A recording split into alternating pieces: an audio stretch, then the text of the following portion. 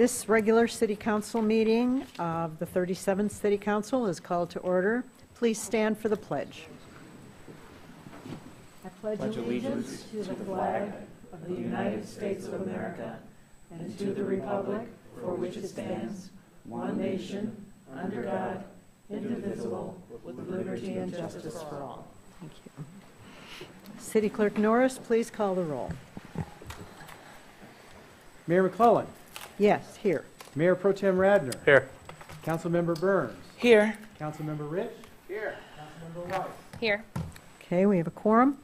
Motion to approve the agenda. So moved. Support. All those in favor? Aye. Aye. Okay, please remove item C from the consent agenda for a short discussion. The consent agenda is routine items presented as one item without discussion. Any council member can ask to have an item voted on separately. A, regular council meeting minutes of October 3rd, 2018. Planning Commission meeting minutes of August 13th. Payment of invoices from OHM advisors for the Seneca and Sherman Pocket Parks. Traffic signal optimization, SAW grant support, GWLA contract support, and architectural and engineering and technology design for the court in the total amount of $61,245.52, and licenses new and renewals. Is there a motion to approve the consent agenda? So moved. Second. Roll call, please. Councilmember Burns. Yes. Mayor McClellan. Yes. Mayor Pro Tem Radner. Yes. Councilmember Rich. Yes. Councilmember Weiss. Yes. Okay, motion carried. Item C, Court Management Council meeting minutes of April 19th, 2018. City Manager Tungate, would you briefly explain what occurred at this meeting? Yes. First, Madam Mayor, if I could, explain just really briefly what the Court Management Council is. The Court Management Council is an entity that was set up in an agreement that the City of Oak Park, Huntington Woods, and Pleasant Ridge reached back when we settled the court funding dispute some time ago now. This entity is charged with providing some advisory oversight to the court operation itself. And by the way, our court happens to be doing very well monetarily. They are also involved working in coordination with our Assistant City Manager, Kevin Yee. They're involved in the process of a redevelopment, rehabilitation of the court facility. Many of you will be happy to know that Courtroom 1 will be receiving new seats and other amenities long overdue. And in addition to that, the minutes also summarize the benchmarking analysis. This is an operational benchmarking analysis that the cities, 3 cities, agreed to as part of their settlement agreement. The intent of this, and I'll speak solely as one board member in this, the intent of this is to give the court assistance in terms of advisement for a better operation, more efficient operation, etc. That's it. Thank you so much. Motion to approve this item in the consent agenda. So moved. Second. All those in favor? Aye. Aye. Any opposed? Motion carried. We don't have elected officials. We do have our judge here, Judge Friedman Apple. Welcome. She will be probably discussing something later in the agenda. Special recognition and presentations. We have, I think, Ryan Hertz here from with the 2018 Mission Possible Award for Oak Park. Presented to the City of Oak Park by the South Oakland Shelter. Welcome and thanks for coming. Thank you so much for having me. Is that on? See if there's a green light on that one. There we go. All right. Thank you so much for having me and adding me to the agenda, Mayor, council members. It's my pleasure to be able to deliver the 2018 Mission Possible Award. Every year, South Oakland Shelter awards an individual, an organization, a city. In this case, I think you're our first city. The Mission Possible Award, an organization that has helped us and partnered with us to move our mission forward. We've been working for almost 35 years now, responding to housing crisis across Oakland County. And in recent years, we've taken on the challenge of addressing the large lack and the big gap in need for affordable units for rental. And I met with Eric, I don't know, maybe 2 years ago now, expressing our desire to find opportunities to help meet that need. And we were welcomed into the community to help develop a great property. And I've felt that the city's really been a partner to us. And it's really felt like we're working together to move our mission forward. So it's really my pleasure to provide this award. It says, in recognition of your leadership in meeting the housing needs of residents from all economic backgrounds in your community. Should we have a photo up here? If council members would step down for a photo opportunity. That'd be great.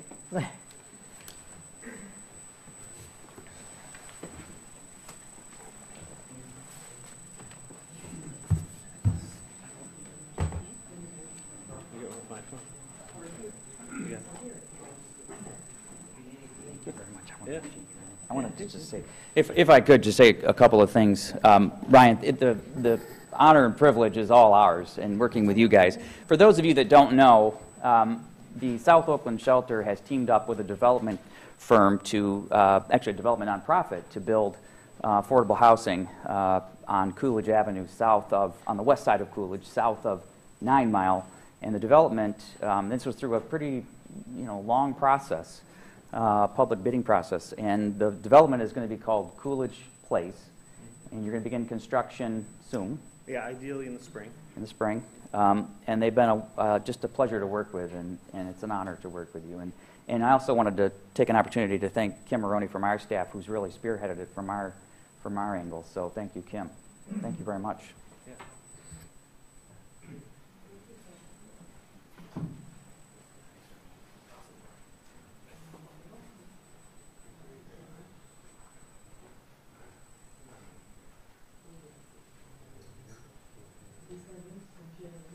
Are we centered?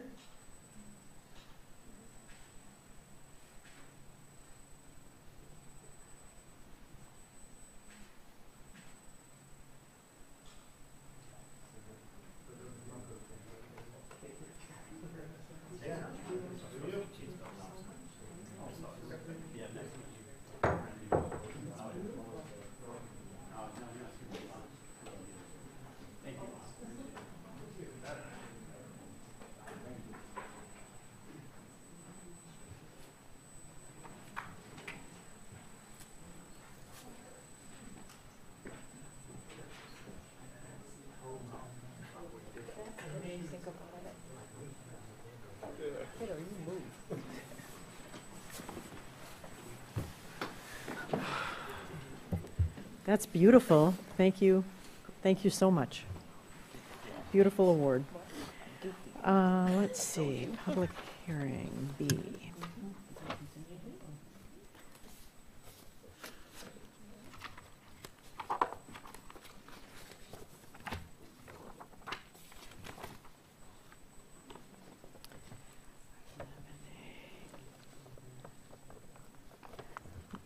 A is a public hearing and resolution establishing an obsolete property rehabilitation district for parcel 522519101036, otherwise known as a portion of Lincoln Center.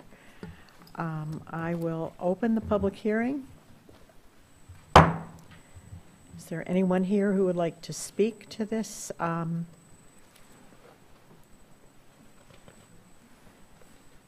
hear?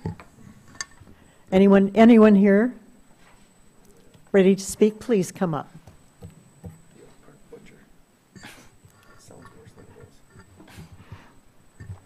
Give us your name. Sorry? Solomon Lutz. Thank you. Welcome.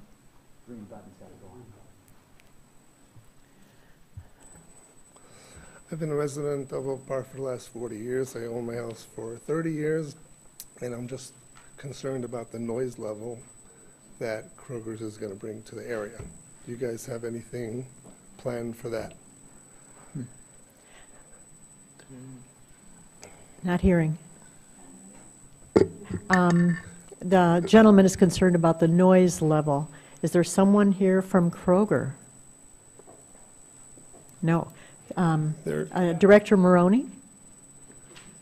as it is without Kroger's, there's garbage trucks, there's parking lot sweepers, grease trucks, and Kroger's is just going to bring a whole lot more because Kmart was a dry goods store and this produce. And I shop in Kroger's and I'm all for it, and I'm into the city making money. But 2 o'clock in the morning, 3 o'clock in the morning, all hours a day, and if you call the city, they'll say, who was it? And I'll go out 2 o'clock in the morning, I'll get a license plate number, and nobody does anything. Thank you. We will have Director Maroney talk about that. Thank you so much for bringing up that issue. A possible suggestion would be if whoever is doing security or whoever would take note and maybe let them know what the rules are, because it's all hours of the night as it is. And my wife who's here, she knows Tringali's number, Waste Management, all of them, and it's very disturbing. So it's a chronic problem about noise in the back, backing up to that property. We will address that. Thank you so much.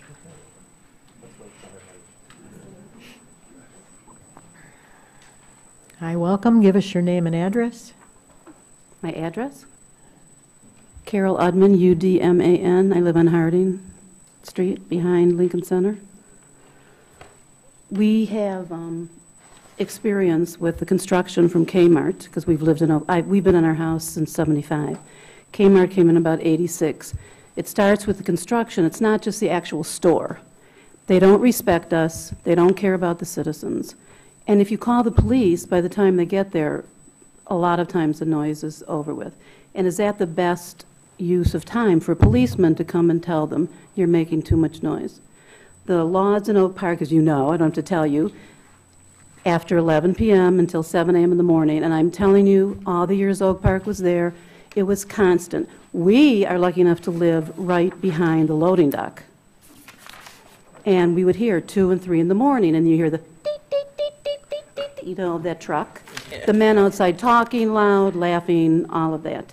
Also, if the trucks come there and Kmart is closed, the men sleep there in their trucks with the motors running. And as Mr. Luss said, these are refrigerated trucks, which is even worse. So you're talking about pollution also.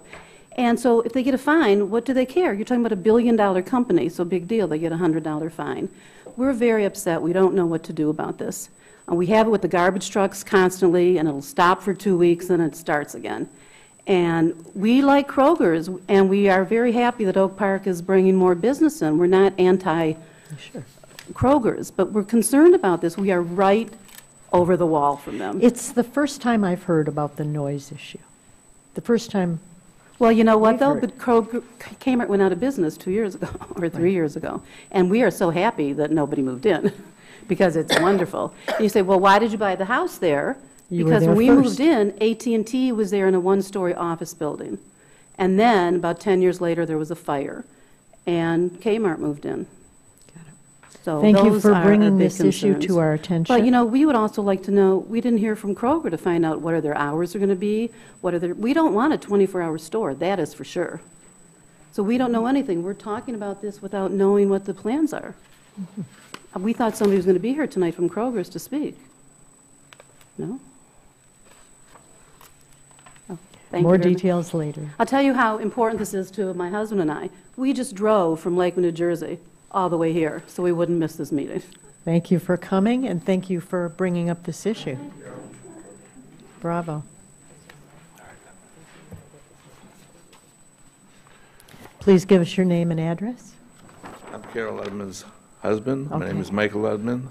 We live at 26201 Harding in Oak Park.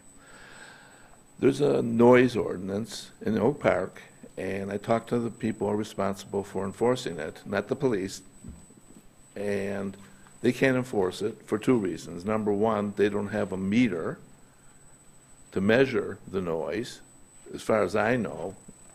And secondly, let's say you call, by the time, who's going to get up at 2 in the morning with the meter and rush out to the loading dock take a reading. It's not going to happen. It's never going to happen.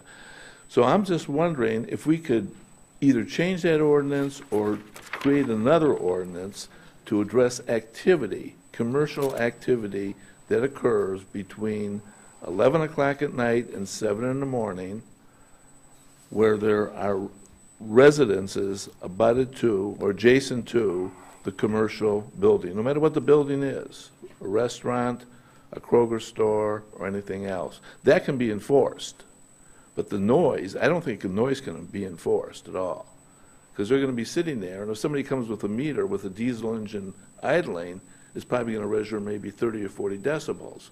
And I think Oak Park's decibel is like over 100 for their current noise. And somebody could look into that. We'll definitely look into that Yeah, and get back to you if you will leave your contact information with our city manager at the end of the meeting. Sure, will do. Okay, thank you.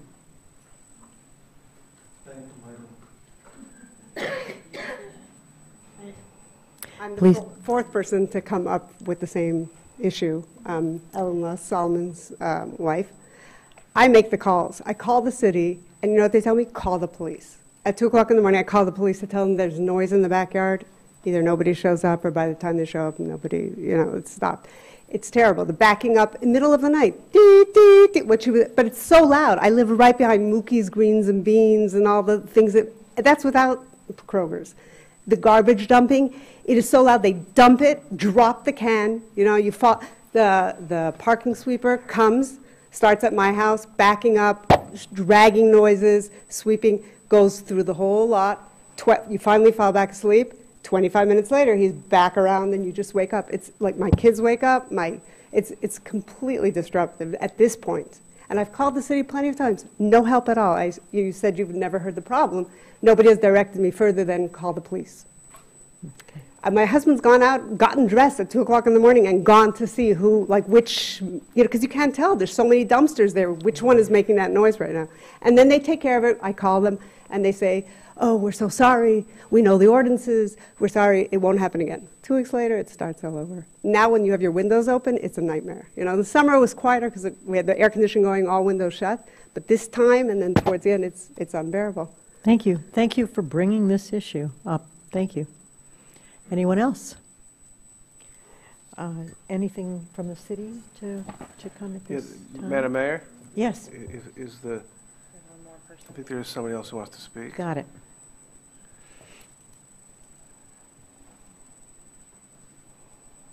Hi, welcome. Give us your name and address. Good evening. My name is Michaela Grady. I live at 23570 Condon Street. I live closest to Key and Oak Park Preparatory Academy.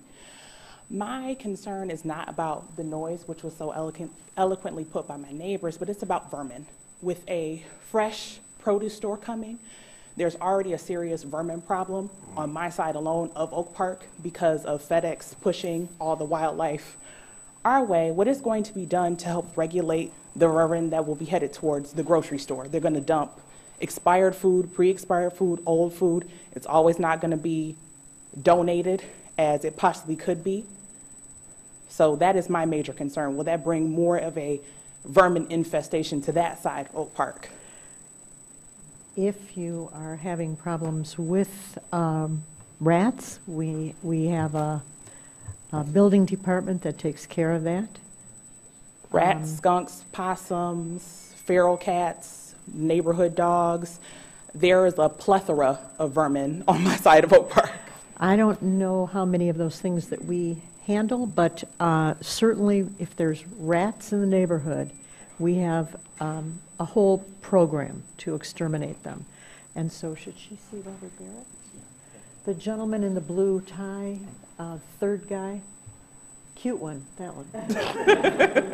Please see him and report what is going on. And thank you for coming. Anyone, does the city have anything? Yeah, I can.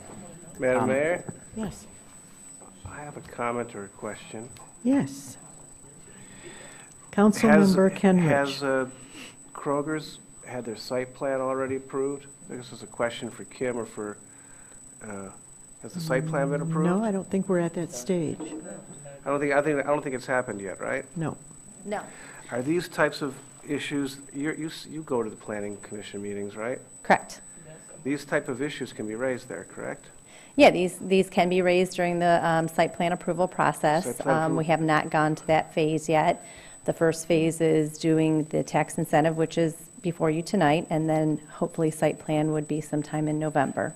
And I'm just ignorant on what the rules and regs for the site plan, whether we can have reasonable restrictions on the time use of that back alley that borders against Harding Street, whether we can have anything written in there. I know, you know, it's not that hard to tell the truck drivers park in the front by Greenfield. That's not a hard thing, but I don't know what, I'd have to defer to the city attorney and to you for the expertise on that, but there might be some ways to put some restrictions that are appropriate and would not be a burden on the property owner, but also then would make the property owner a good neighbor to the neighbors, because that's something that... Yeah, as the city manager and mayor mentioned, it's the first I'm hearing of a noise issue behind that building right now. But we will look at the current ordinances and see if there's something in place that can assist us there. City Manager Tungate would like to add. Thank you, Madam Mayor. I wanted to say some of the same things and just remind everyone again that the approval for a project like this takes several different steps. This is one of the steps. And I also want to thank the folks who came out to speak to this, because had you not done that, we would not have been able to address these things with the company prior to the site plan process, which is down the road a little bit. So thank you for doing that. As far as Kim giving an overview from the administration's perspective, I guess I would like that to happen at the next agenda item. This is the public hearing where we want to hear from you. We close this and then move on to the next agenda item where we can hear our side of the administration's focus. So don't go far. Thank you. Is there anyone else, resident, who would like to talk? Please come to the podium, give us your name and address.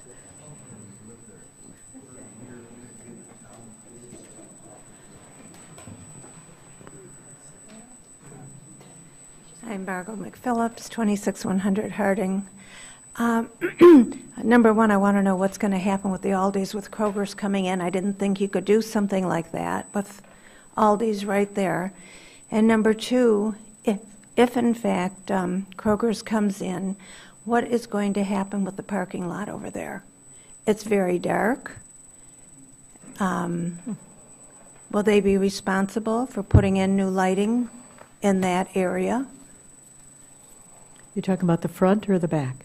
I'm sorry? The front or the back? The parking lot in the front. In the front. Of Lincoln Shopping Center. We'll address that in the next section when Director Maroney comes back to the podium. Okay. Thank you. Anyone else? Yes. Keisha Speech, welcome back.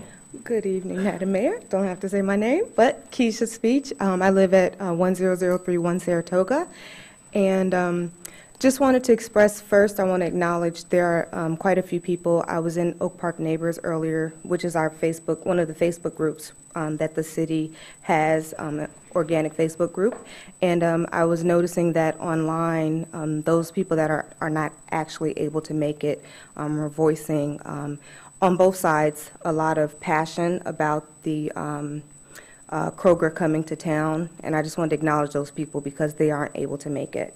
One of the people, she's unable to hear, and one of the questions was whether someone could come to sign for her, or if there could be some type of a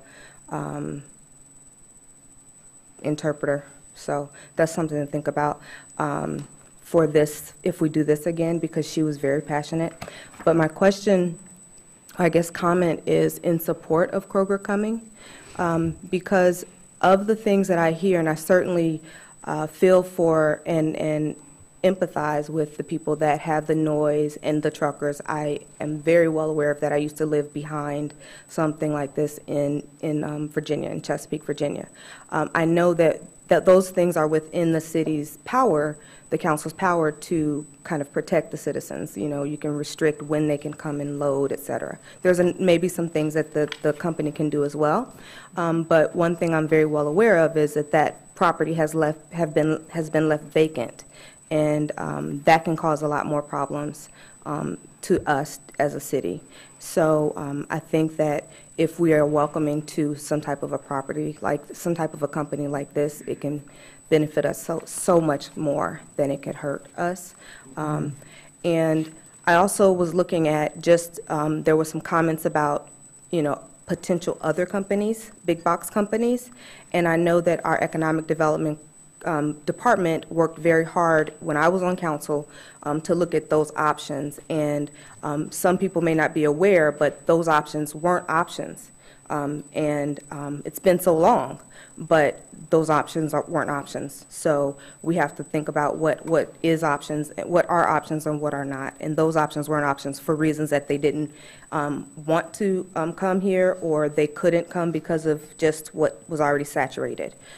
So we have a very good potential company that's coming, and if this company doesn't come, or if we, not for lack of a better term, if we turn this option away, the question is what other companies would be looking at us turning this option away and saying, Oak Park doesn't want people like, or companies like us here, and so they may not come. And that's a very real possibility.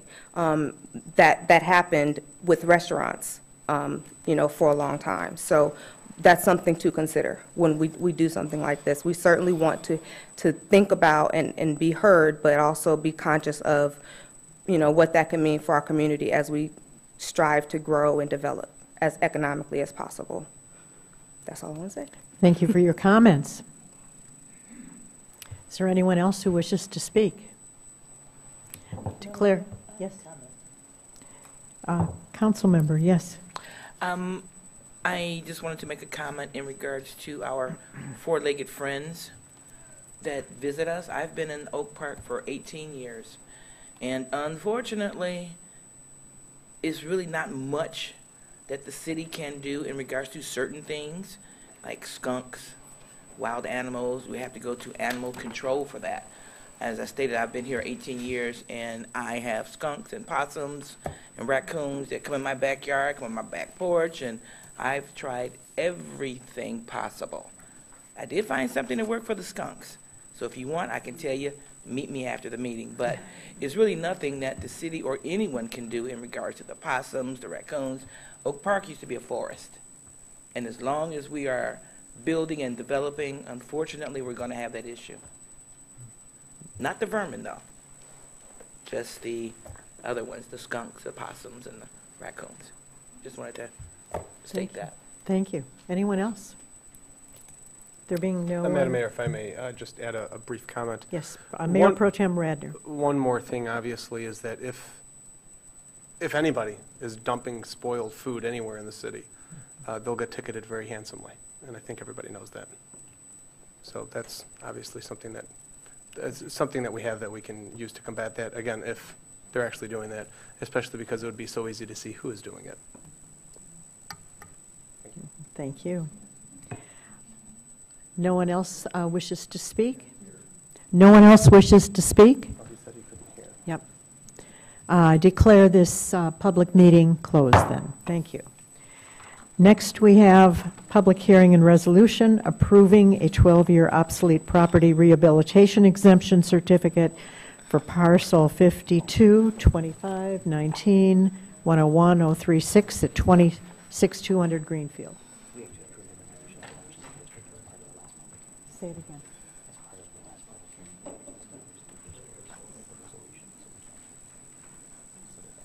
So the A has to be voted on? But isn't that B? You do the same thing. So then we're voting on A? We are voting on 8A, the public hearing and resolution. Are you ready to vote? Point of clarification. Yes. We are voting in order to establish this district. That is all we are voting for in Establishing the this. district, correct? Right. It is. Okay. This is establishing the district for this parcel We need a motion, right? in Lincoln Center. So Is there a moved. mo- Is there a second? Second? Moved and seconded. Discussion? Yes. Yes. Yeah, very briefly, I'm only saying this because it came up right now, and I want Kim to hear it because I don't go to the planning commission meetings. Maybe another idea is to consider the height Right. of the Of the wall. wall. All right, so it actually was Regina's idea, she whispered it to me. The height of the wall behind those houses on Harding, and perhaps it's something that I just don't know. Again, I defer to the planning commission, I defer to our city attorney, whether that type of requirement can be made. That might help. Thank you. Are we ready to vote? Yes. Yes. Please, Clerk Norris? Mayor McClellan. Yes? Mayor Pro Tem Radner. Yes. Councilmember Rich. Yes. Councilmember Weiss. Yes. Exemption. Councilmember Burns. Yes. My motion carried. The next motion is for public hearing and resolution approving a 12-year obsolete property rehabilitation exemption certificate for parcel 522519101036 at 26200 Greenfield, previously known as Kmart. Is there a motion? So moved. Is there support? Second. Okay. Madam Mayor, Yes. we have a public hearing. Public hearing. Okay. Is there anyone here here to talk about this piece of it? Madam Mayor, could I? Please. If possible, I'd like to ask Director Kim Maroney to join us at the podium to give us an overview of this specifically. So just to clarify, the first part that was passed by City Council was the actual setting up of the district for the tax incentive. This portion of the public hearing is the application by Kroger for that particular parcel. So according to our tax incentive policy for an obsolete property rehabilitation act, they qualify for the full 12 years.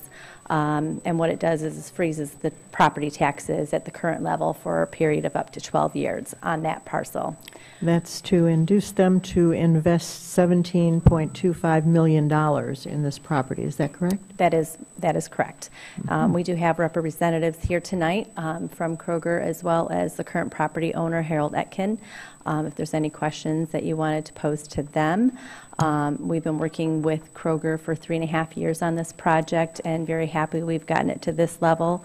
As City Manager Eric Tungate already mentioned, there are still several other approvals, not only by the city but also by Kroger Corporation in regards to moving this project to finality. So this is just one of many other hurdles that we will both need to go through to get to the actual opening of a store. Okay, can we have someone from Kroger come up and present?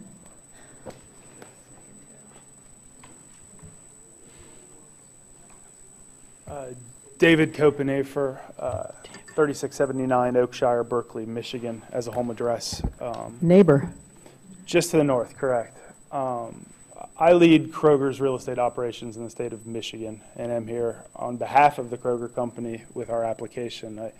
As I was taking notes of the ladies and gentlemen that talked, this is just one step in the process of what we as a national company look for in how we develop parcels. So the incentives are just a piece. We are coming back, and actually I can commit tomorrow on behalf of my civil engineer that we'll be submitting our formal plans to the city for consideration in that regard with the Planning Commission and the rest. And these are all topics that we're going to need to more formally address at that time, and I can commit that we're willing to talk about. Some, I think, have more actionable resolutions than others. It is a commercial property that we're looking to use as a grocery store, and there are inherent things related to that of what we can do. But I don't think that that's what the meaning of this meeting necessarily is, other than just to reassert my job in leading this team is to try to find the best returned projects of where we spend capital And this incentive is incredibly important in my funding mechanism of how we're going to go about delivering that. So I stand here on behalf of Kroger, respectfully asking for consideration and approval of this obsolete properties act, which Kim correctly states we have been talking about for a number of years. I'm happy to ask any other questions or answer any other questions. Hey, just, Madam Mayor, if I could, excuse me, just say a couple of words. I would like to thank Dave for your hard work. Obviously, pending City Council's approval of the request tonight, this is a monumental project for the city of Oak Park, and I just can't thank you enough for working alongside us. Tom Ross, who also just recently left Kroger, was instrumental in this. I'd also like to just throw out a thank you to Harold Etkin, who's here tonight, who has been just amazing throughout to help us get this project to this point. And again, we have many points to go, but this was a relationship, and she won't tell you this because she's too humble, but this is a relationship that Kim Maroney consummated almost 3 years ago in a conference that I sent her to do this kind of thing. And the difference between her and many other people in her position throughout other city governments and county governments and so forth is that Kim is very, very results-driven. And clearly, by all of the public announcements that have been going on around our city the last few months especially, you can see that it's starting to pay heavy dividends for us. This is a very positive project. The administration is very much looking forward to working with you, Dave. And I, again, just wanted to thank you. And I know Kim probably has some more details about the project from our perspective that she'd like to share as well. But thank you. Thank you. Thank you for coming. Madam Mayor? Madam Mayor? Questions, one at a time. Let's see. Councilmember Burns? Yeah, I have a comment, yeah. When we had our residents here asking their concerns about Kroger a moment ago, and they were asking, was anyone here? Why didn't you say something? I suppose I could have. I think you answered correctly that this isn't the forum to answer those types of comments. I think they would have felt better, even with their questions, knowing that someone was here. I think a lot of people walked away thinking no one from Kroger was here. I'm disappointed in that. Fair enough. Member Weiss. Thank you. I just have 2 questions. One, the 12-year incentive. Why did you settle on 12 years? What was the? Because you said that you did a lot of cost analysis in order to come up with just choosing this site. And can you speak to that?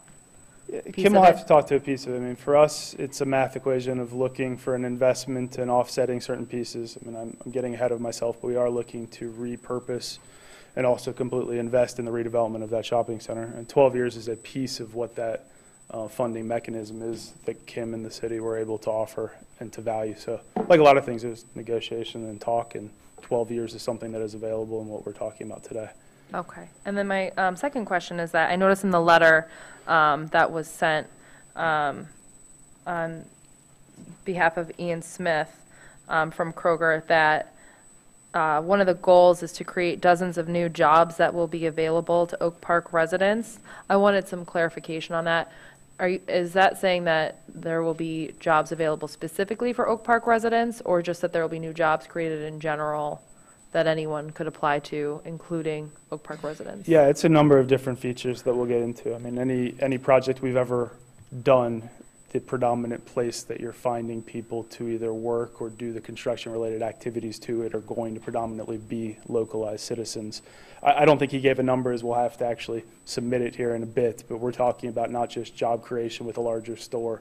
You're talking about construction jobs. You're talking about all the different services that relate to it. So he was referencing, to be granular, it's difficult to commit to an exact number, but obviously when you're local, we'll take pride, and we'll talk more about it here in a month when we submit of our hiring practices of what we look to do with contractors and employees alike. There'll be a lot of jobs and a lot of work needed to bring this to culmination should it happen. Dozens, I think, was just a generic term that he used to answer your specific question. Thank you. Madam Mayor? Kim, to come up and speak. Councilmember Rich. Yeah, I have a few questions. First, I know your first name is Dave. I did not hear your last name. I'm sorry. Copenhaver. You can say that one more time. It's a good one. Copenhaver. Copenhaver. It's a great name. All right, you're going to be involved with this project. Obviously, you were involved with the funding stage, the pre-planning. Are you going to be involved when it goes to site plan status? Yes, so that's, yes. All right, good. I like to tell people up front, I'm all in favor of this project. I think it's a great idea. But I heard from the citizens today who live on Harding, and I'm familiar, I've gone down that street. It just so happens that that street is right next to the mall. I mean, really right next to it. There's no buffer.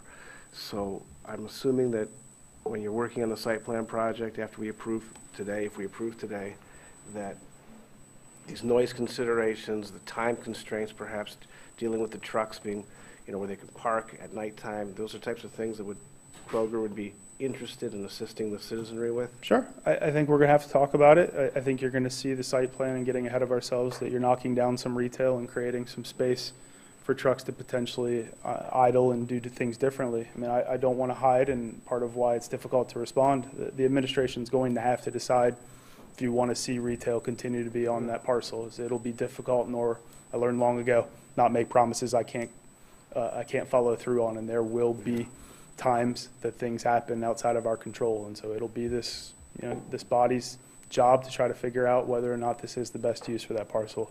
From our perspective, when I started meeting with Harold, it's commercial property. It was used for commercial uses, and we're going to try to do our best with it. You asked the question, so I'll get there. I mean, in my past history, there's no height of a wall that you can build that's going to completely get rid of any sort of sound that comes across, and I wouldn't promise the like. Having said that, we are talking about things of reinforcing the wall and doing different things to it to try to improve. And more formally answer your question, I'm open to interesting ideas of how we can bridge that gap. We certainly want to be a good community partner, and those are the same people that we hope would come and shop, should we come there, just being honest. I think he will be a good partner, but that alleyway is pretty narrow between the end and where the houses are, that's all. And so we have to figure out some way to keep the noise level down. But if you're willing to work with our staff, I'm confident you'll come up with some solutions. Fair enough. Any other questions? Thank you. Thank you. Mr. Etkin, would you like to come up? You're okay. Longtime property owner. Let's see, we have a motion. Oh, no, Kim Maroney.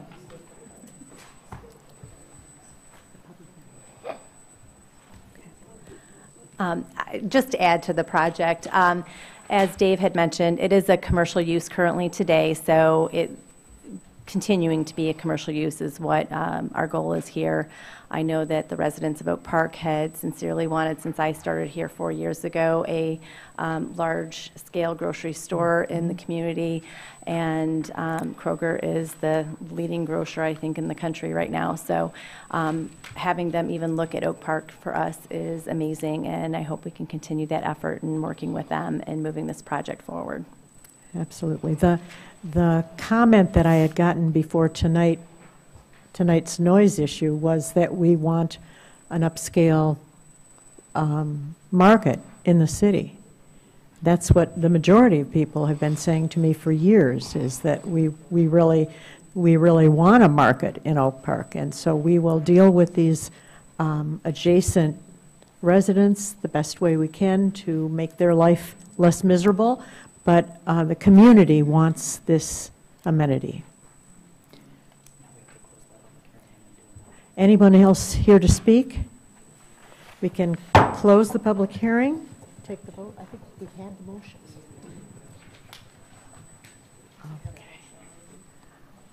Okay, we need a motion to approve a resolution to approve an obsolete property So moved. Rehabilitation Act application. Second. Okay, any questions or discussion? Roll call, please. Thank you. Mayor Pro Tem Radner. Yes. Councilmember Rich. Yes. Councilmember Weiss. Yes. Councilmember Burns. Yes. Mayor McClellan. Yes. Motion carried. Thank you.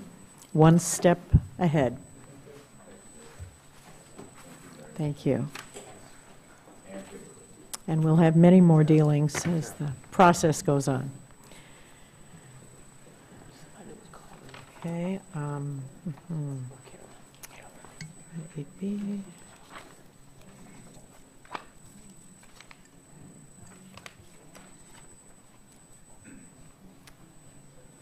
11A. We all set? This is an approval for payment of an invoice submitted by Seacrest, Wardle, Lynch, Hampton, Truax, and Morley for legal services in the total amount of $144.40. Second? Moved and seconded. Any discussion? All those in favor? Aye. Motion carried. Item B, approval for payment of invoices submitted by Garen Luca Miller, PC, for legal services in the total amount of $12,343.29. Is there a motion? So moved? Moved in support. Do we need a roll call for? Yeah, okay. Yeah, didn't we need one on the other one? Roll call, we did. It was such a small amount, though. Yeah. I don't know. Councilmember Rich. It was almost petty cash. Oh, this is on the second, the second bill. We may have to come back on the first bill, Yep, just to you're get the right. roll call. Yes, on the second bill, I'm voting yes on this roll call. Councilmember Weiss. Yes. Councilmember Burns. Yes. Mayor McClellan. Yes. Mayor Pro Tem Radner. Yes. Yes, motion carried. Would we like a roll call for the first? Yes. For payment. Back again, back at you, for A. On 11A. Do we need another motion, or are we just? We're The okay. motion's on the table already. Motion's on the table. Say it again. Motion's okay. Roll call vote. Thank you. Councilmember Weiss. Yes. Councilmember Burns. Yes. Mayor McClellan. Yes, Mayor Pro Tem Radner. Yes. Councilmember Rich. Yes. motion carried. Thank you very much. Such a small amount, it looked like petty cash. Bids, 12, item 12. 12A. Who do we call to? You can call me. Okay, very good. Madam Mayor. Mhm. I'm sorry. This is a request to award the bid for the multi-community planning grant project to Spalding D. Decker of Rochester Hills, Michigan. We'll get this motion, and then we'll come to you. Sure. Is there a motion to approve this? So moved? Support. Moved and supported. Eric Tungate, our city manager, will discuss this multi-community planning grant. Madam Mayor, members of council, as you can see on the back page, on the back of your page there, this was a little bit. This project is part of a grant program through SEMCOG. It is a 80-20 grant program.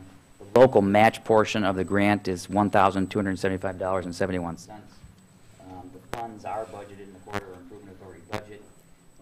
Keep in mind, this is working in coordination with the cities of Berkeley and Huntington Woods, and this is going to be looking at adding green infrastructure, possibly road slimming, improved pedestrian crossings and connections to other communities and roadways. There's already been a traffic study completed, and it does not say that removing lanes, if that is in fact what they choose to do, will have a detrimental impact to traffic flows. But they're going to be studying all this as part of this project. There's been a little bit of media about this project as well, but biggest thing is only $1,275.71 of it is part of the local match, and we'll see what it turns up. And this is for 11 Mile? It is 11 Mile, but it's Coolidge as well. Coolidge and 11 Mile. Okay. I think it's great that the cities are getting together to work on this. This is something that hasn't happened before. Is there a motion to award this bid? Sorry? I have a motion. Sorry, I'm getting lost. Any discussion or questions? Yes. Were there only 2 bidders? Yeah. Director Maroney. Yeah, there were only 2 bidders on this project. We sent it to several different companies and posted it on our website and did every other mean, but that was it.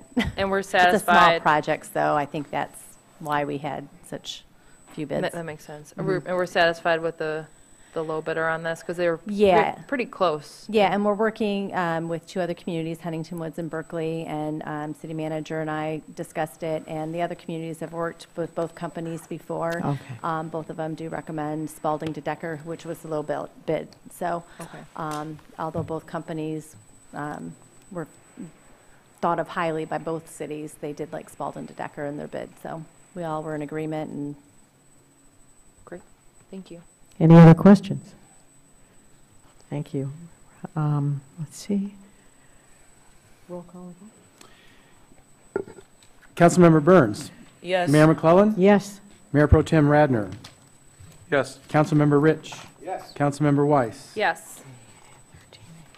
Motion carried.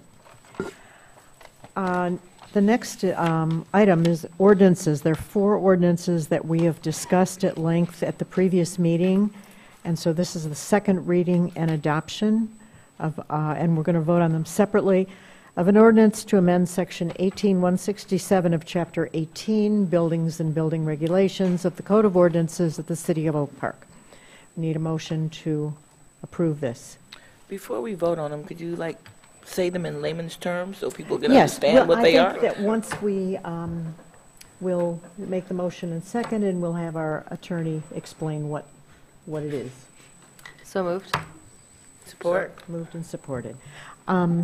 Would the city attorney just explain in English what this ordinance does? Yes, the proposed amendment to Section 18-167 is simply now requiring the property owner to provide specific contact information, which includes a driver's license number or a tax identification number with their application for rental property registration. And that is the only change to this proposed amendment. Okay. This is to put us in line with the state law, is that correct? New state law? Well, this particular amendment, no, it's actually just that our current application form requested the owner's driver's license information, but the ordinance itself did not require that information. So we are now amending our ordinance so that it complies with our application requirements. Got it. Are we ready to vote? And just a point of Question. clarification, this only applies to landlords, not to tenants. That is correct. This is only for properties that are going to be registered with the city as rental properties. Ready to vote? Roll call, please. Mayor McClellan. Yes. Mayor Pro Tem Radner. Yes. Councilmember Rich. Yes. Councilmember Weiss. Yes. Councilmember Burns. Yes. Motion carried. Second reading and adoption of an ordinance to amend Section 18168 of Chapter 18, Buildings and Building Regulations of the Code of Ordinances, City of Oak Park. We need a motion. So moved. Second. Moved and supported. And would the city attorney explain this one? Yes, thank you, Madam Mayor. The proposed revisions or amendments to Ordinance 168 deals again with rental property registrations. So these are not homeowner-occupied homes. These are all rental properties. And the significant change is that the original ordinance language required that upon filing an application, the homeowner was also deeming to have given consent to the city to enter the properties for inspections. The proposed amendment eliminates that automatic consent and instead requires that the applicant agree to obtain their tenant's permission before the city enters for inspection, and also just ensures that the applicant will work with the city to obtain that consent and have inspections performed as required by city ordinance. And that is a change to be consistent with the current state law. And that's a courtesy to the renter. Any questions? Roll call, please. Mayor Pro Tem Radner. Yes. Councilmember Rich. Yes. Councilmember Weiss. Yes. Councilmember Burns. Yes. Mayor McClellan. Yes, motion carried. Item 13C, second reading and adoption of an ordinance to amend Section 18182 of Chapter 18, Buildings and Building Regulations of the Code of Ordinances, City of Oak Park. We need a motion.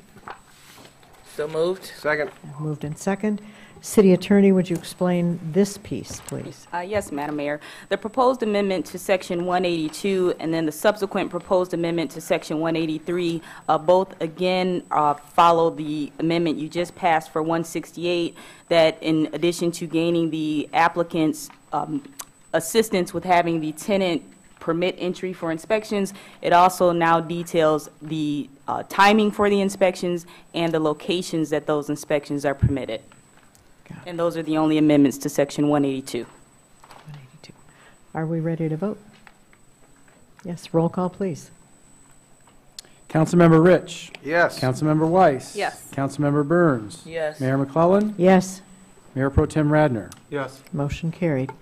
Item 13D, second reading and adoption of an ordinance to amend Section 18183 of Chapter 18 Buildings and Building Regulations of the Code of Ordinances, City of Oak Park. We need a motion and a second. So moved. Second? Okay. City Attorney, please. Yes, thank you again, Madam Mayor. This final proposed amendment for Section 183 retains the right for the city to conduct emergency inspections if there's probable cause to believe that there is a condition that presents a threat to public health, safety, and welfare. And that is the only change to that, is the reservation of right for the city to conduct those inspections in non-emergency situations. Thank you. Discussion or questions? Roll call, please. Councilmember Weiss. Yes. Councilmember Burns. Yes. Mayor McClellan. Yes. Mayor Pro Tem Radner. Yes. Councilmember Rich. Yes. Motion carried. Item 14, we welcome our City Attorney, John Galooly, to discuss class action lawsuit, Kish versus the City of Oak Park. Mayor McClellan, members of council, members of the administration, and most importantly, residents of the City of Oak Park, good evening. I'm John Galooly of the law firm of Guerin Luco Miller. I'm pleased to serve with Ms. Duff as City Attorney for the City of Oak Park. Today I come and stand before you with mixed feelings, quite frankly. And I stand before you with mixed feelings because I'm going to recommend that the City of Oak Park enter into a consent judgment to resolve a class action lawsuit in the amount of $2,850,000. And permit me for just a couple minutes to tell you how this lawsuit came about and why I'm recommending the payment of that much money, basically to ourselves. Many years ago, yes, it is. Many years ago, a federal judge named John Fikens took control of the city of Detroit's water and sewage department in an effort to curb the unlawful dumping of pollutants into our streams, rivers, and to comply with very basic terms of the Environmental Protection Agency. Judge Fikens has passed away several years ago. The docket was handed over to Judge Sean Cox, and one of the things that was done was that the County of Oakland constructed what's called the George Kuhn Drain Facility. And the George Kuhn Drain Facility is one of the mechanisms by which the sewage and wastewater is pumped to that facility from the City of Oak Park for treatment. And that was one of the requirements under Judge Fikens, that a new drain facility be conducted at a very high, steep price. And of course, the City of Oak Park, being one of the communities that utilizes the George Kuhn Drain District, is responsible for paying its pro rata share of the amount of construction of that facility. So we get a bill every year from the County of Oakland to pay for our portion of the cost. We're mandated to do it. We have to do it. And if we didn't do it and we didn't use that facility, not only do we have one class action, ladies and gentlemen, right now against the City of Oak Park, we have two. We have a class action pending as a result of the August 11, 2014 flooding incident. If you remember the catastrophic rain that dumped over 5 inches of rain in 1 hour. We're fighting that vigorously. We're also fighting this lawsuit vigorously. So we're required to pay to the County of Oakland for the construction of the Kuhn facility drain system every year. And what do we do with those monies? We put them onto the water bill so that the residents can pay them. We don't make administration fees. We don't make any extra money. We don't charge more than what the county is billing us. Every dime that the county bills us for, we pay back to the county. So what happened in 2015? I'll tell you.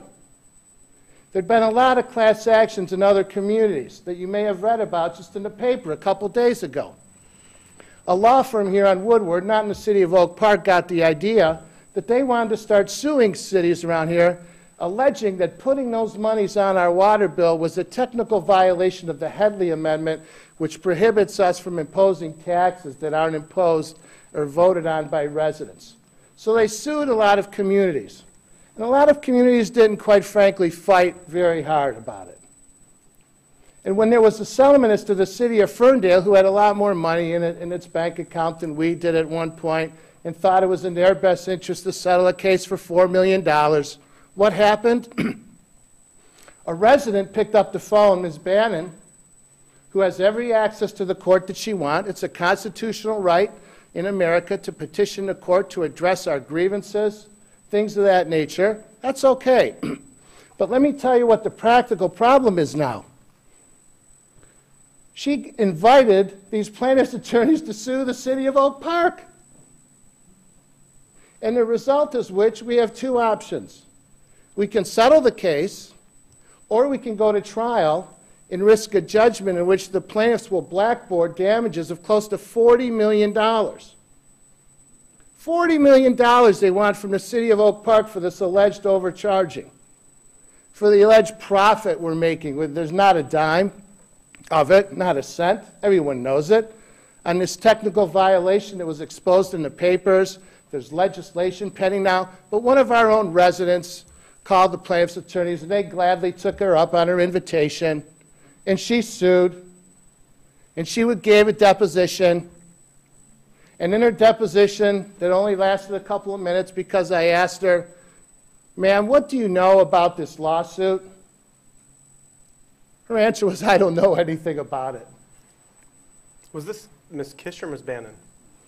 Ms. Kish. I apologize.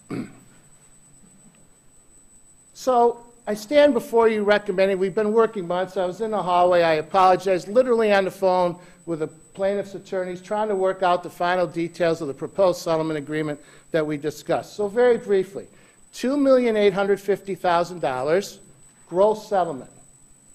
$500,000 would be paid by the city immediately to the plaintiff's attorneys, who will make 1/3 of everything. 1/3 of every payment. The rest, here's the problem. We're suing ourselves. We're suing ourselves. We're suing ourselves in the flooding litigation. We're suing ourselves in this case. The invitation, this money doesn't come from heaven. It doesn't. We're finding ways to try to pay these monies. To risk, I can go to trial. I'd love to try the case, but I have to take a risk at getting clobbered with $40 million if things go bad, or whether we can settle it for $3 million or $2,850,000. The risk-benefit analysis says cut your losses, stop paying the darn lawyers, and end this nightmare. So $500,000 now, and roughly $5,800,000 in equal payments over the next 4 years on the anniversary of the settlement. And what happens? Each person, within 7 days of the final agreement, the city gives a list of everyone from 2009 to 18 who's owned property and paid a water bill. That becomes the claimant's list. They then get a letter.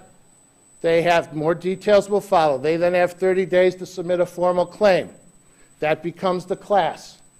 You have the grand pool of money less the attorney's fees, and then they divide it by the number of class members. That's the share. Who benefits the most? And two other people. Ms. Kish and Ms. Bannon will each receive $10,000. What do they get that money for? They get that money for being the class representatives, Mayor Pro Tem Radner. Is that a standard money that's paid in a class action? Generally, it's subject to negotiation. That was what they wanted. That's what the plaintiff's attorneys put in their agreement. There are no further negotiations on that point. So we're suing ourselves. I'm sorry, one more thing. Do they get the whole thing, or does the attorney take a third of that? They get the whole thing. Plus, they get, if they're eligible, they get a check. The checks aren't going to be that big in the grand scheme of things when the funding is done and everybody gets a check once now and once over the next 3 or 4 years. You'll get a check. There are a couple other, we have to give a list of claimants. Allegedly, we're assigning our rights to any cause of action against Oakland County to the plaintiff's attorney law firm. We can keep our current rates. I just negotiated with a plaintiff attorney. They wanted a letter of credit. We negotiated that out because that would cost the city even more. The settlement costs, by the way, the city a lot more than $2,850,000 because we have to do studies. We can only keep our current rates in effect under the proposed agreement. It was July 1, 2019. They're willing to go July 1, 2020, eliminate the letter of credit requirement, and put a clause in the settlement agreement that will allow us to get the benefit of any legislation if it worked to our benefit in the coming years. So as I said before, when I'm preaching, so to speak, about the benefits of class action lawsuits in municipalities, I've argued all the way up to the Michigan Supreme Court. And by the way, we tried to get the relief requested. We filed a motion for summary disposition before Judge Bowman, denied. We sought leave to the Court of Appeals, denied. We sought leave to the Michigan Supreme Court, something that no one else has ever done, denied. So the odds of us getting relief if we go to trial and lose and then convince one of these appellate courts to hear the same argument aren't very good at this point. So when we sue ourselves, we take the risk.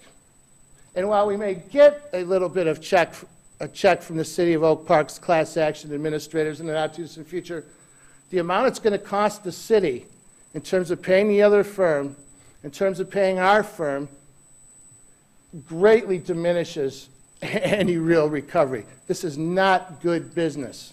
It's not good business. Yes, Councilmember Burns. Well, and I think you said this already, but to me, the most disparaging thing about this suit is the reason we were sued was for an amount of money for the Coon Drain. Well, guess what? We're still going to have to pay it. That's the thing. It's still going to have to be paid. So it doesn't go away. So we just got sued by our child, and we still have to pay that child. And it hasn't changed anything. The city was not making a profit. We were not charging anything illegally. So now we're just taking it from column A, and we're going to have to find another column to put it in. You're still going to have to pay. That's what's so crazy about this to me. Okay. We have to pay it. We're under a federal judgment to pay it. Look, if we don't utilize it, guess what comes up in our basements? If we don't use that drain facility, you know, water and other stuff. It's critical. And I'd like to thank all of the council people. I can assure you, ladies and gentlemen, we've been to facilitations where council people were present. They've been briefed thoroughly. Their attention to detail and the administration, Kevin Yee, the assistant city manager, Mr. Tungate, have been fantastic. It's frustrating, and perhaps you can hear it in my voice, why we're paying $3 million when we have to pay this no matter what. We're not making any money, but tonight I request, subject to the appropriate motion, approval of a settlement agreement to settle the case of Kish and Bannon versus the City of Oak Park for a gross fee of $2,850,000 with the terms that are laid out in the settlement agreement. The only differences will be we've eliminated the proposed letter of credit. We can use our current rate structure until July 2019. We may have to call a special election to do a referendum. 2020. 2020, thank you. And we're putting in a clause in it that we'll be able to at least argue the pendency or the application of the legislation that's pending in Lansing, that nothing's going to happen on that for months. We're stuck here. We could try this case this year. Judge Bowman's pushing us hard. Okay? So I'd request authority to settle, and the settlement would be done if we approved it. We'd ink it on Wednesday. The plaintiff's attorneys want to get the deal done. We need a motion. We'd approve it. We'd change the edits, and we'd have the clerk sign on behalf of the city or the city manager, your designee. But we have a court appearance Thursday. We've got to get this thing done Wednesday. Madam Mayor, yes, before we have discussion, do we need a formal motion? Because I have some questions, but I'll bring the motion up to approve the settlement, and then I think there's a second as well. There's, are you the second? Sure, I'll second it. I have a question. Mayor Pro Tem is the second. Please. Is there any portion of the settlement that has a provision for any early payoff if for some reason we can? Yes, sir. If we pay off within 1 year we can realize a savings of $350,000. I tried to negotiate them lower, they would not budge. Right. And In then I have- exchange for a year out. We could pay the whole thing off if we do it within 1 year for $2,500,000. I'm recommending if we can do that, that we do it. That'll be a substantial savings if we can do it. But the price of settlement within 1 year is $250,000 less. And Madam Mayor? Yes, please. Yeah, I'm going to be voting in favor of this. I just wanted to make a few comments. I'm familiar somewhat with these types of lawsuits. I am a lawyer, have been for 33 years. We don't really have much of a choice in this case. Every community which has been sued on this type of suit was doing something similar to what we're doing, trying to collect the money that we have to pay for the Coon drain. It's unfortunate that there are attorneys who look for loopholes like this and look for technicalities so that they can make a nice living. It's extremely, I guess the kind word to put on it is, it's unfortunate that there are those types of attorneys in the world. But the way I looked at it, when I evaluated this case, and yes, counsel from Garen Lukow gave us the briefs, gave us opportunity to review them for summary judgment, Court of Appeals, Supreme Court, and of course the facilitation. When you look at it, they've got that technicality, and the odds favor us having to enter into this type of settlement. And yes, it's unfortunate because the only people making money, Mr. Galuli and his firm, they're earning their money the hard way. Okay? The only people making any easy money off of this are the people that get the 1/3. The taxpayers, some property owners are going to get some small amount over a period of years if they opt in to collect on the claim. But those same property owners are all part of the city. The city's going to have to still pay. So it's like we're, like as Mr. Galuli says, we're suing ourselves. We're still going to have to pay the fee. We still have to pay the Coon drain, and we have to fix things up, and who knows, it may take a special assessment or going to the voters to add something on for tax, I don't know. But we're going to have to do something. And as far as the risks and the benefits, I know that I've spent a considerable amount of time the past 5 or 6 months weighing it out, and I think that the risk-benefit analysis is we have to enter into this settlement. And I am aware that this settlement is more favorable than what other cities had entered into, much more favorable, and that's due because of the aggressive the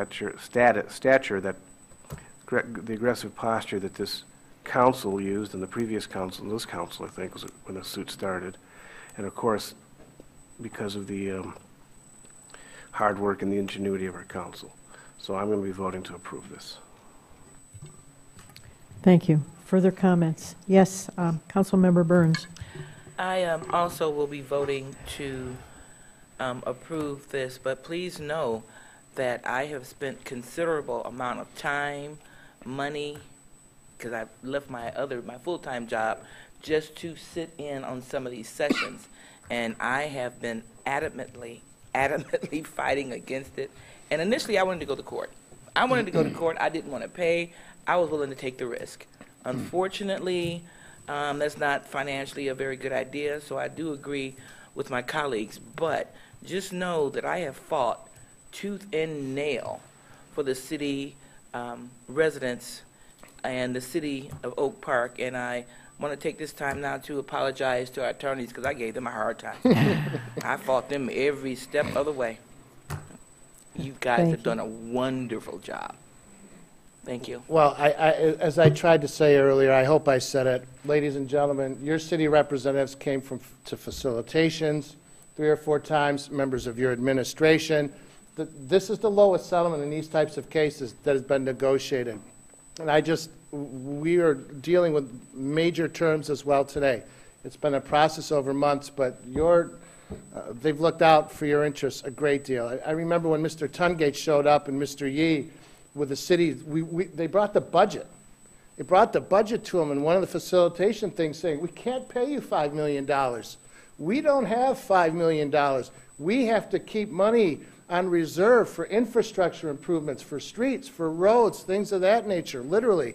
And we are finally able to negotiate them down to their final amount of $2,850,000. But we worked with a facilitator from Lansing. It was bloody at some points. And I appreciate your candor, and that's how good settlements get made. When both sides are unhappy, usually means it's a good settlement. But I have to repeat, it's not a good idea to sue ourselves. Nothing good comes of it. Nothing good comes of it.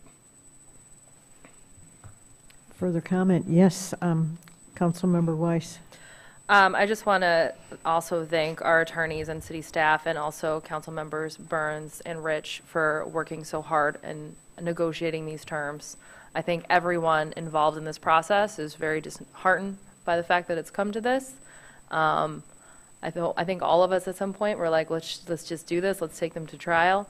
But at the end of the day, this is the right thing to do for the city and for our residents to ensure that we can be able to fund the things that we need to fund to be a happy, healthy city. And it's just unfortunate that it came to this, but I want to thank you all for all of your hard work. Thank you. Mayor Pro Tem Radner. To put this into the simplest terms possible, what's happening here is we have a married couple where one is suing the other one. Okay, let's make this very, very simple. Spouse A and Spouse B have a joint checking account. Spouse A thinks that Spouse B did something wrong and has been doing something wrong for a few years. Maybe Spouse A is right, maybe Spouse A is wrong. Let's say most likely Spouse A is wrong. Okay, but the problem is now Spouse B went and got a lawyer. And that lawyer now is suing Spouse A with money from their own joint checking account. Okay?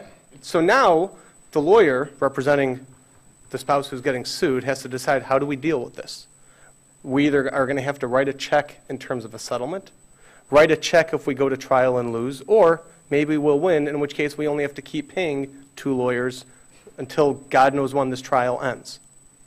So what our attorney here did, and our attorney, I can tell you all this out of personal knowledge and personal belief, this is one of the best municipal defense law firms, and specifically Mr. Galuli is one of the best municipal defense attorneys for sure in the state of Michigan, if not in this entire region.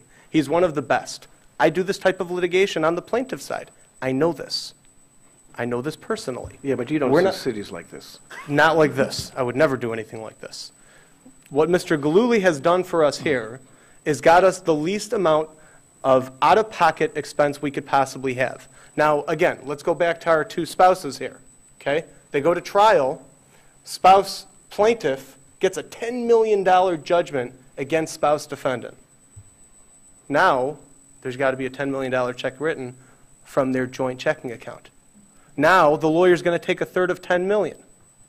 If beforehand you can settle that case for $1 million, then essentially what you're doing is the spouses are keeping 2/3 of $1 million and only giving away a third of $1 million, instead of giving away a third of $10 million. That's why we really have no choice but to settle this case.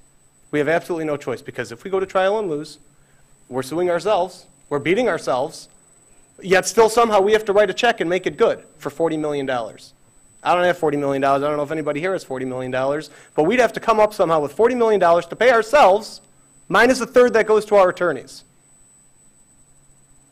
So what we're doing here is we're only paying $2.8 million, of which only a third goes to the attorney, and 2/3 we get to keep. So we get to write a $3 million check and keep 2/3 of it. That's what just happened here. And thank you, John, for all of your amazing work. Thank you, Mayor Pro Tem Radner. Thank you. I'm still angry. I'm sorry.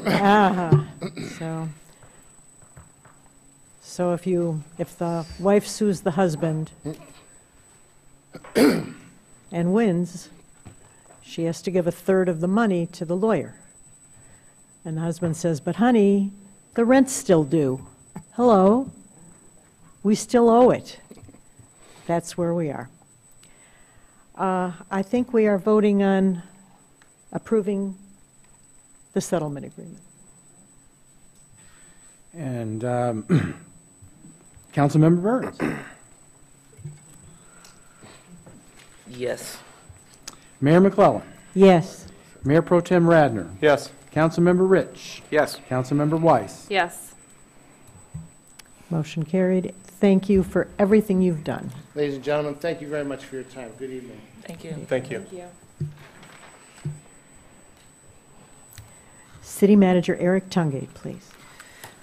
Thank you, Madam Mayor, members of council.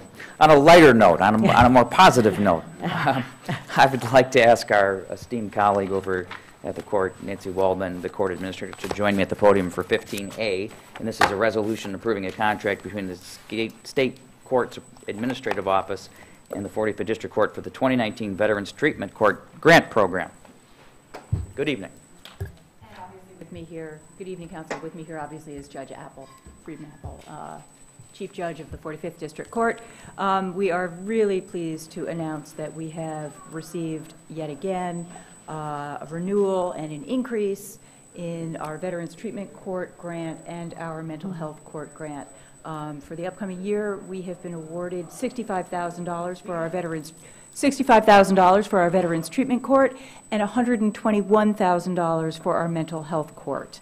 What was that previously, that 65? The previous, it was $43,000 this past So year. you're up from 43 to 65 because of the good work that you've done for our Correct. veterans. And while there's actually a small reduction in the Mental Health Court grant, it is more than sufficient than what we need. It's actually in line, much closer in line with what we actually spent, which is why there was a realignment there. Both are generous and both will allow us to continue the incredible work that we've done and continue to do. And I'd like to give Judge Apple an opportunity to speak. As I've said in the past, this is one of our best programs. It really has the most impact, I think, of the many things we do. Some of you have had the opportunity to attend our graduations. I hope in the upcoming year that some of you also get to experience that. But today, there was an event that occurred. So we always talk about the impact that the court has on the individual vets. And if you've attended a vet court, they speak about it. And it's really amazing to hear the journeys and the positive outcome that we get in the vet court. But today I had one of my regular sessions, and something happened that was so remarkable to me, that so illustrated the beauty of this program. And obviously, I didn't create it. It's not my model. I had the pleasure of training in it, and I have the pleasure of doing it. So oftentimes, there are multiple issues that a veteran will present with. It's not only that they got charged with an offense, but their license is suspended. They don't have medical insurance. They don't have appropriate health care. I mean, we require all of our vets to go to the VA and get a full physical. So we identify issues outside of what they're there for. We have one vet who has worked really hard. He lived downriver. He took a bus to all sessions because he didn't have a license. And he's been working on getting his license for the last year. And he's had a job, and he recently lost his job because his car broke down, and he didn't have the last $80 he needed to get his license back. And that's what came up in session today, that he couldn't get his license and get back. The car was running, but he didn't have a license, and there's no way he's going to drive without a license because he doesn't want to pick up any new charges. And I hear all this rumbling going around in the back of the courtroom, and I'm thinking they're all being disruptive, that, you know, I'm trying to run a court. And finally I said, you know, it's a little rowdy in here. You know, maybe I'm going to make someone share with the class what they're talking about. And one of the guys stood up and said, we'll share, Judge. We just took up the collection. We have $80 for him so he can go get his license. This is a community of people who start out in a really bad place, and through the process that we provide and the services we provide, there is a huge impact. And I thank you for approving it, and I am very proud to do this work in the city of Oak Park. So We are delighted and honored that you're here and that you take the extra time and effort it takes to do this work-intensive kind of job. Thank you. And one final note I should have said earlier, Judge Gubo who administers and handles the mental health court, sends his apologies that he was unavailable to come tonight.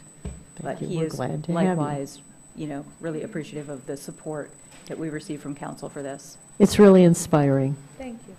Thank you so much. We need a motion? So we need a motion approving a contract between the State Court Administrative Office, SCAO, and the 45th District Court of the 2019 Veterans Treatment Court Grant Program. So moved. Second. So we are just approving that you're getting your grant, You administer. and we administer. Thank you. Are we ready to vote, or are there questions? Ready to vote? Mayor McClellan. Yes. Mayor Pro Tem Radner. Yes. Councilmember Rich. Yep. Councilmember Weiss. Yes. Councilmember Burns. Yes. Thank Okay, you. item 15B is the resolution approving a contract between the State Court Administrative Office Mental health. and the 45th District Court for the 2019 Mental Health Court Grant Program. So moved. Second? Moved and seconded. Can you explain what happens with this court? It's a similar practice of the Veterans Court. In Veterans Court, the treatment provider is the VA, and similarly, in the mental health court, we get treatment providers and assistance through the community mental health system in Oakland County. So instead of just putting mentally ill people in jail, you're trying to get help for them? It's micromanaged. Actually, it's significantly, we have a caseworker who is provided by Oakland County Community Mental Health, and that salary is paid by The grant. but we job share. I'm sorry, I don't know the details as well with the. So with mental health court, we actually have an embedded treatment provider. Well, she coordinates all of the diagnosis and coordinates all of the treatment, and she's embedded from the Oakland County Mental Health Organization directly into the court. And then she coordinates and is the liaison to help identify the appropriate treatment and course of treatment and find the treatment providers for the individual defendants who have been referred into the program and have agreed to participate in the program. And that treatment is also provided by the cost of the grant, which is why the mental health court award is so much higher, is that it has more layers. Statutorily, it provides for more things for someone who suffers from a diagnosis of mental illness or cognitive disability or something like that. So this gives you an option, instead of just putting these people in jail where they're warehoused, to get them actual treatment. And the treatment is court-ordered. So there's sanctions involved. And so Judge Gubo is in a position that if they're not in compliance, there are sanctions. So it's not that they can't go to jail, but they could go to jail. But there's an option where normally there wouldn't be. Correct, to provide this treatment. And the whole goal, people recognize, there's a societal understanding, I think we're finally coming to understand, that people with mental illness, a lot of the behavior is not always volitional. And throwing someone in jail for an offense is not going to create a positive outcome in the long term. But if you can get somebody in treatment and stabilized and working with the correct team, you can really try to get that person back on the path. It's much more rehabilitative. So the focus, it's a post-sentencing program, just like the Veterans Treatment Court. It's really an extended, incredibly intensive probation period. Oh, we do. I'm sorry. We do. We do. We're proud to have you in Oak Park. We're very proud to have this program in Oak Park. We have a motion, and we have had discussion. Any further questions? I think we have a motion on the second one. Yes, we did. Yep. We need a roll call? Mayor Pro Tem Radner. Yes. Councilmember Rich. Yes. Councilmember Weiss. Yes. Councilmember Burns. Yes. Mayor McClellan. Yes, motion carried. Thank you. Thank you We're so so delighted. Madam Mayor, members of council, I'd like to call Director Lori Stasiak to the podium to discuss 15C for me, please. Good evening, Mayor, City Council, and City Manager Tungate. Oak Park Recreation Department is seeking approval to authorize an amendment to the Smart Community and Municipal Credit Contract for year 2018. It is for a half-year, 7.5% increase which will increase the community credit amount given to us by SMART by $2,910 for January 2018 through June 30th, 2018. Now, why did we get the increase? The Board of Directors, SMART Board of Directors, provided us all the opt-in communities with that 7.5% increase. Thank you. We are to authorize the approval of the amendment to the municipal credit and community credit contract for fiscal year 2018 for a half-year 7.5% increase, increasing the community credit amount by $2,910 for January 2018 to June 30th, 2018. Is there a motion to authorize this approval? So moved. Second. Moved and seconded. Discussion, questions? Madam Mayor? Yes. Director Stacey, could you just speak to the community credits and what it's for specifically? Basically, it provides the program, so it pays for the bus drivers, it pays for the cost of the gas and anything else that the buses need. Repairs. Administration of the program too by our recreation staff. Does it have anything to do with the new bus that was provided or is being provided by SMART? We are not paying for the new bus. That comes directly from SMART. We have a bus that is getting a little old in age and the miles are getting on it. So we asked for a new bus. We probably will get a 24-passenger bus by the year end 2019. Thank you. Any further questions? Okay, I think we're ready to vote. Councilmember Rich. Yes. Councilmember Weiss. Yes. Councilmember Burns. Yes. Mayor McClellan. Yes. Mayor Pro Tem Radner. Yes. Motion carried. Don't look a gift horse in the mouth. They're giving us a little more money. Mm-hmm. Thank you. Yes. We needed a little good news. Yes, we do. 15D, please, Director Stacey. Oak Park Recreation Department is seeking authorization to renew our municipal credit and community credit contract with SMART. This allows the Recreation Department to operate and administer our senior transportation program. SMART intends to provide Oak Park with $28,842 of municipal credits and $44,623 of community credits for fiscal year July 1st of 2018 through June 30th, 2019. Okay, we need a motion to approve this. So moved. Support. Moved and supported. Are there questions about senior transit? We're ready to vote. Councilmember Weiss. Yes. Councilmember Burns. Yes. Mayor McClellan. Yes. Mayor Pro Tem Radner. Yes. Councilmember Rich. Yes. Motion carried. Thank you. Thank you. Madam Mayor, members of council, I'd like to call Deputy Treasurer Steve Lukasik up to the podium for 15E. This is a delinquent sidewalk replacement payment plan, and the recommended action is to adopt the attached resolution authorizing and directing the city assessor to prepare a special assessment roll. Good evening. Good evening. The Finance Department is requesting that you adopt the attached resolution authorizing and directing the city assessor to prepare a special assessment roll. It is for the 2016 sidewalk replacement program, payment plans that are delinquent. Okay. Are these the people who had objected at the other? They are the people who came to the city council meeting, filed the complaint form for the special assessment, and then a payment plan was put into place. Of the, I believe, 16 that were in this group of under $1,000, there's 9 of them that have not paid or paid in full that will need to be rolled to property taxes. Okay, we need a motion, correct? So moved. Support. Moved and supported. Questions? Roll call, please. No?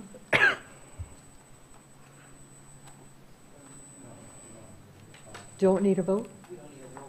We don't need a roll call, just a voice vote. Okay, all those in favor? Aye. Any opposed? Motion carried. F. Okay, 15F, please, Steve. Okay, this is to request that the sidewalk replacement program have a special assessment resolution to establish a special assessment roll number 680.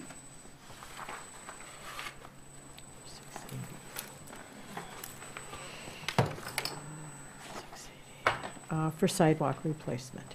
So is there a motion to adopt this request? So moved. Support. Moved and supported. Questions? Roll call, please. Councilmember Burns. Yes. Mayor McClellan. Yes. Mayor Pro Tem Radner. Yes. Councilmember Rich. Yes. Councilmember Weiss. Yes. Motion carried. And lastly, 15G, please. And this is requesting that the special assessment resolution number 8 be established with roll 680, and to confirm with resolution 9 that the roll is a special assessment, and that number 10 will establish that the roll is payable on the 2018 property tax bill. Do we have a motion here? So moved. Second. Moved and supported. Discussion or questions? Roll call, please. Mayor McClellan. Yes. Mayor Pro Tem Radner. Yes. Councilmember Rich. Yes. Councilmember Weiss. Yes. Councilmember Burns. Yes. Motion carried. Madam Mayor, members of council, that completes the city manager report for this evening. And as is always the case in government, it's 2 steps forward and 1 step back. So welcome, Kroger, and great job, staff, on the project. Right. Call to the audience. Come on up, give us your name and address, and please limit to 3 minutes.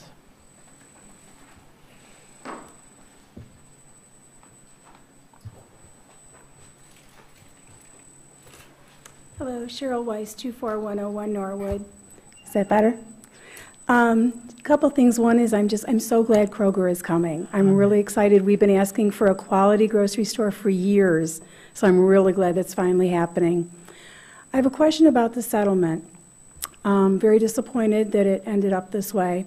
My question is, what next? Is the money going to come from the rainy day fund? Is it going to mean cuts in departments? Is it going to be increased taxes? As residents, what can we expect the fallout to be? Thank you. Thank you. That's a great question. City Manager Tungate. Ms. Weiss, thank you for your question. I would prefer probably to talk to you afterwards in more detail, but needless to say, it's not a settlement that, speaking on behalf of the administration only here, that I'm thrilled about either. We've worked very hard to be where we are in the financial position we are. So while it's going to be a difficult road ahead, the fact of the matter is we are going to make it, and we're going to make ends meet, and we're not going to devastate the general fund. Now, how we arrive at getting to paying this out in future years and everything else is going to be decided in the future, but it's a big chunk of money, especially considering where we've been in this community in the last 6-7 years. Anyone else? Oh, yeah. Let me just quickly add to that. There's also the more important question of how are we going to continue to pay these costs that were ordered by a federal judge decades ago? Because we still have to pay them. We're just not allowed to charge them. See the problem? On the water bill. Right. So that's where we are right now.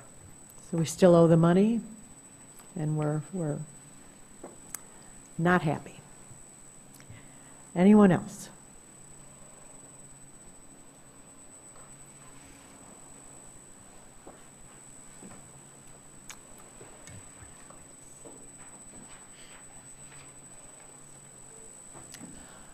Once again, my name is Michaela Grady, and I live at 23570 Condon Street.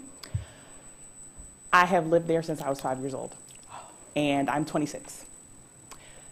I am proud to see Oak Park come back to what I saw when I was a kid. I'm proud to see the Boo Bash that I went to when I was a kid. I'm proud to see all of these events for children coming back to the neighborhood. I'm proud to see my neighbors and Oak Park neighbors working together to problem solve when things fall short. One thing that falls short is animal control. I was just on Facebook asking neighbors, hey, is anyone else having the same issues? In all my years at that house, I've never seen a possum, a raccoon, anything. At 26 years old, I'm throwing cayenne pepper on trash cans. There is a hole in my trash can. I don't know what chewed it. It looks like something metal, but there's a hole in my trash can. My mother today paid on our water bill and bought an industrial trash can that we've never needed before today. I know that Oak Park was a forest. I know that Michigan actually was a glacier and it receded. That's where we came from. But it shouldn't have to be neighbors helping neighbors when we have such an amazing city that has the resources to also help us with these possums, these raccoons, some of these cats. But I know other things have to be taken care of. That's something I understand as a taxpayer. That's something I understand as a homeowner. I'm just hoping to see that when I do have residents calling, asking for assistance that are too old to get out there themselves or don't have the money to call any extermination companies, that the city can say, hey, we can come see what's going on, or we can come help you problem solve. Please speak to Director Barrett with your address and your issue, and thank you for coming. Thank you.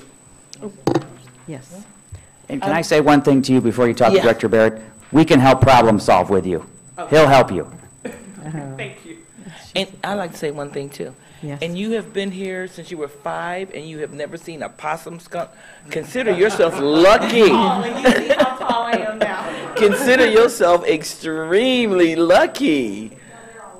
Because they are all over. And Now you we know have what? deer. And it's You just never went out at night before, that's all. They hide. And trust me, even as a council member, I used to call to the city because I got tired of my dog getting skunked in my backyard. And there is really, literally nothing that the city can do. We don't have a budget for animals. You have to call animal control. I'm sorry. I mean, I wish, if there's a way, I'm all for it. Because trust me, I've had my number of incidents with skunks, rabbits, possums, even had a deer in my backyard one day.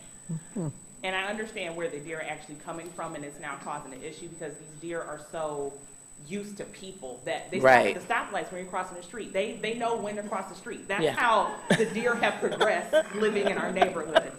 And it's because we keep developing and we're going into where they're supposed to be. Right. Thank you. But hang around after the council meeting, and I'll tell you how to get rid of your skunks and your possums. Oh. Okay. It only took me 6 years to figure it out. but I figured it out. Anyone else? Can I, Councilmember Burns, can I request that you just share that during your council comments? Because I'm very curious, and I'm sure a lot of people are. Don't make it a secret. Anyone else? No. Ask me no questions, I tell you no lies. Yeah. All set? 18 more minutes? 18 more minutes and it'll be 9 o'clock. I know. Let's do it.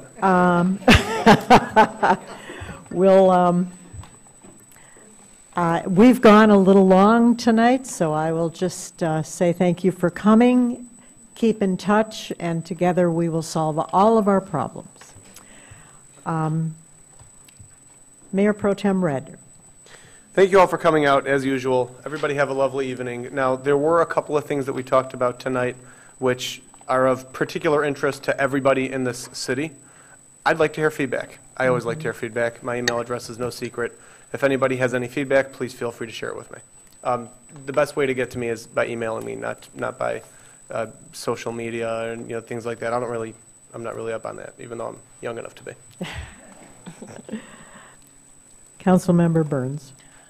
Thank you, everyone, for coming out. Have a great evening, and be cognizant of the changing weather. Please dress accordingly. Changes every 5 minutes. Councilmember Weiss. To echo Mayor Pro Tem Radner's comments, also email me if you have any comments or concerns. And I just want to use this last opportunity before Boo Bash to correctly this time say the correct time and date of Boo Bash. It is on Halloween, as it always is, the 31st, not the 30th, like I said last time. I don't know why I said that, from 5 to 8. So please come out. It's at the community center. We had about 5,000 people come through last time. We want to crush that record. So come on out. Thank you. Have a good night. Great. Councilmember Rich. Good night. Thank you all for coming. There being no further business to come before this council, we are adjourned.